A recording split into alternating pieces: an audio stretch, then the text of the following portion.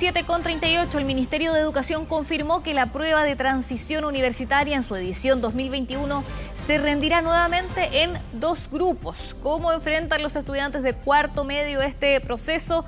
Dani Linares nos cuenta más. Dani, buenos días.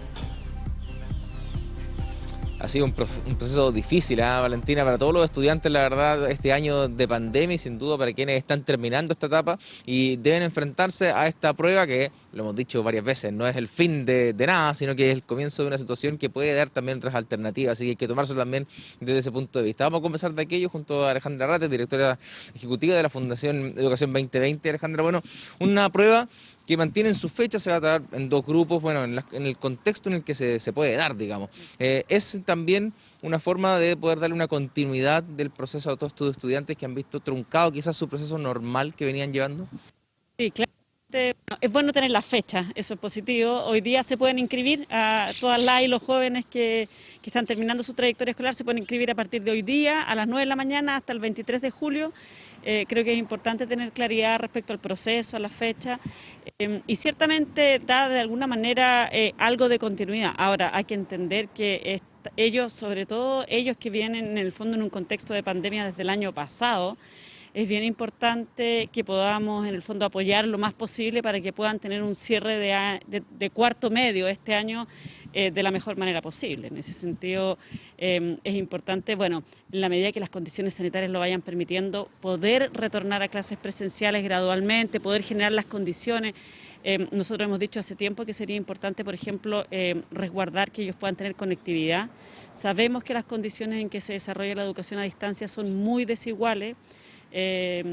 No todos tienen acceso a computadores en sus casas a poder conectarse, incluso teniendo el dispositivo, no siempre es fácil esa conectividad.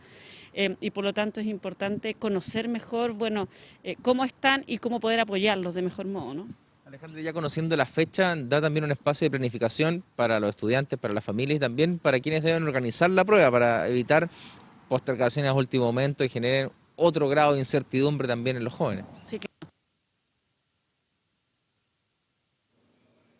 Bien, estábamos escuchando una entrevista relacionada a la prueba de transición universitaria en un contexto de jóvenes en cuarto medio que por segundo año están en un proceso de educación a distancia. En esta oportunidad nuevamente vamos a tener la prueba en 2 grupos. Vamos a retomar el contacto con Dani Linares.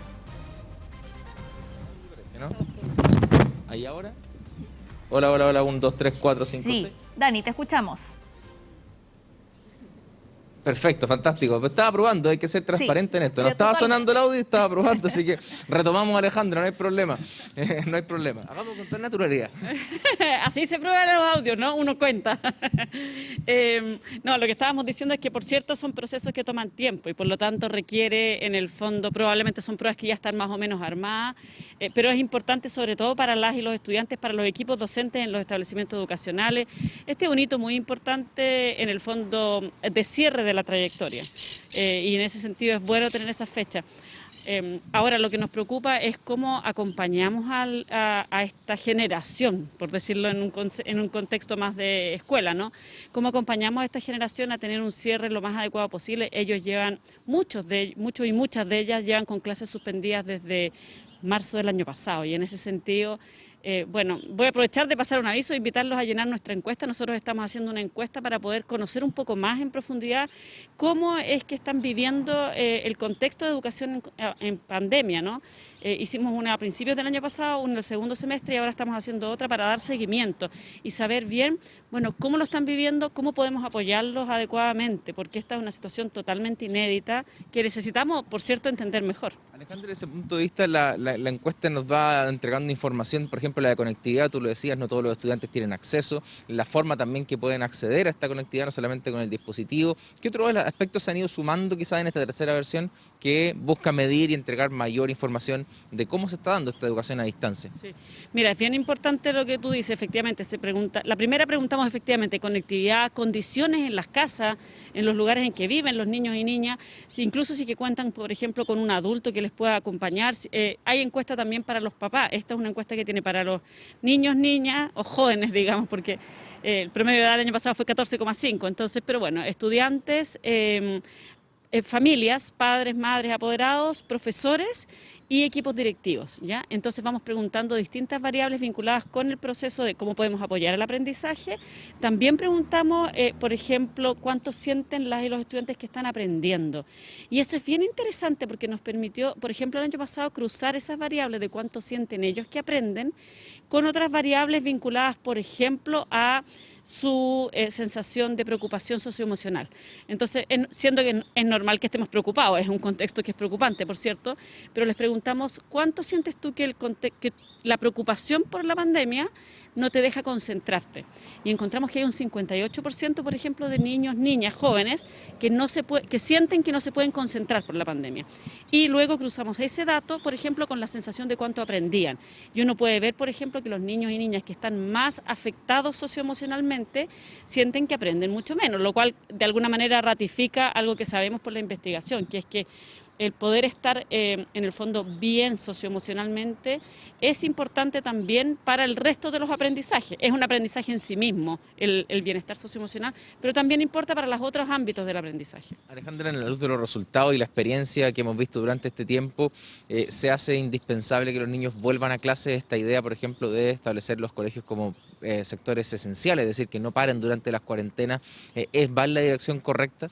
Mira, nosotros hemos dicho que es súper importante, o sea, siempre hemos planteado que, por cierto, las clases presenciales tienen un valor irreemplazable y en ese sentido estamos totalmente de acuerdo con que hay que priorizar. Ahora bien, priorizar en fase 1 es difícil es una señal bien compleja de dar y de sostener, porque cuando como sociedad estamos en fase 1 es porque hay una transmisión del virus muy alta. Entonces, se nos pide a todos quedarnos en la casa, salvo que uno tenga labores que sean realmente, en el fondo, muy esenciales desde la perspectiva de la salud y de servicios básicos, ¿no?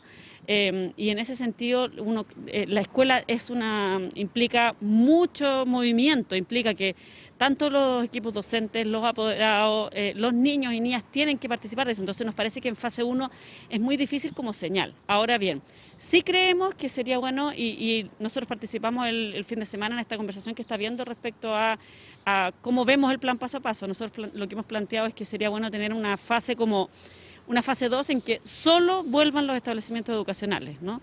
En el fondo donde uno diga los establecimientos educacionales son lo último en cerrar y lo primero en abrir. Pero decir que en cuarentena van a estar abiertos es una señal que parece complicada y que cuesta entender en un contexto de alta transmisibilidad del virus, ¿no? Alejandra, gracias por recibirnos esta mañana. Ya lo saben también los estudiantes que están finalizando la etapa de enseñanza media pueden inscribirse a partir de esta jornada de las 9 de la mañana para la prueba de transición, un proceso que se va a dar, por cierto, a fines de año en 2 grupos en las condiciones que se ha dado producto de la pandemia. Claro, el 6, 7, 9 y 10 de diciembre se desarrollará esta prueba de transición. Dani Linares, muchas gracias a ti y Alejandra Arratia por la entrevista. Que estén muy bien.